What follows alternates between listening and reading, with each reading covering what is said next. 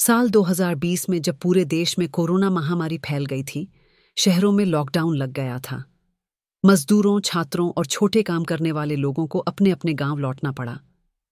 उसी दौरान 3 दोस्त, अर्जुन, पवन और नासिर, जो पटना में पढ़ाई कर रहे थे, मजबूरी में अपना सामान लेकर गांव सतघड़ा, जिला मधुबनी, बिहार लौट आए। गांव में लौटकर तीनों को आराम तो मिला, लेकिन शहर की तरह यहां भी डर था। हर तरफ कोरोना की बातें हो रही थीं, लोग बाहर निकलने से डर रहे थे, लेकिन गांव का माहौल शांत और सुनसान था। इसी बीच उनकी नजर गांव के बाहर खड़े एक बहुत पुराने बरगद के पेड़ पर पड़ी। इस पेड़ के बारे में गांव वालों का मानना था कि वहां रात को कोई डायन रहती है।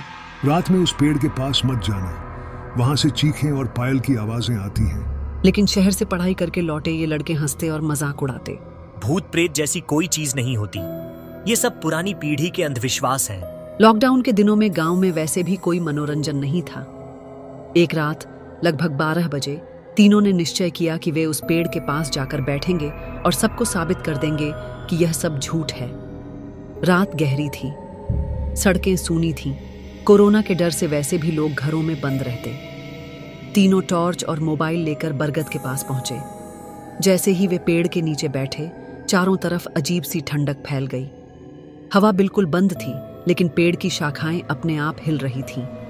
अचानक उन्हें पास ही से किसी औरत की फुसफुसाहट सुनाई दी। क्यों आए हो? तीनों ने चारों ओर देखा, लेकिन वहां कोई नहीं था। तभी पवन की टॉर्च ऊपर की ओर गई और उनकी आंखें फटी की फटी रह गईं। बरगद की ऊंची डाल पर एक औरत बैठी थी। उसके लंबे काले बाल चेहरे को ढक रहे थे, सफेद कपड़े हवा में झूल रहे थे और उसके पैर उल्टे पीछे की ओर मुड़े हुए थे। अर्जुन ने कांपती आवाज में कहा, ये इंसान नहीं हो सकता। नासिर ने मोबाइल से वीडियो रिकॉर्ड करना शुरू कर दिया।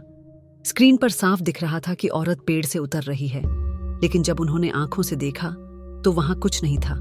यानी असल आंखों में खाली डाल थी, मगर मोबाइल में वह औरत धीरे धीरे पास आती जा रही थी। पेड़ की जड़ों से अचानक मिट्टी हिलने लगी, जैसे कोई जमीन के नीचे से बाहर निकल रहा हो। उसी वक्त पायल की छन छन और औरत की डरावनी हंसी मिलकर गूंजने लगी। तीनों घबराकर भागने लगे, लेकिन हर बार वे घूम फिरकर उसी पेड़ के नीचे आ जाते। चारों ओर अंधेरा, हवा सन्न और सिर्फ वहीं पर छाई।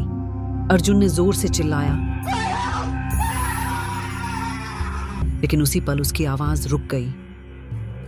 पवन और नासिर ने देखा, अर्जुन गायब था। जमीन पर उसकी टॉर्च पड़ी थी, जिस पर खून के छींटे थे। तभी मोबाइल की स्क्रीन अपने आप ऑन हुई और उसमें लिखा था, एक और मिल गया। दोनों बुरी तरह कांप गए। पूरी रात वे पेड़ के नीचे चीखते चिल्लाते रहे। सुबह गांव वाले वहां पहुंचे तो पवन और नासिर बेहोश पड़े थे, लेकिन अर्जुन का कोई पता नहीं चला। उस दिन से आज तक गांव वाले कहते हैं कि कोरोना का समय तो गुजर गया, लेकिन उस बरगद के नीचे अर्जुन की चीखें अब भी सुनाई देती हैं। रात को जब हवा चलती है तो पायल की छनक और औरत की हंसी गूंजती है।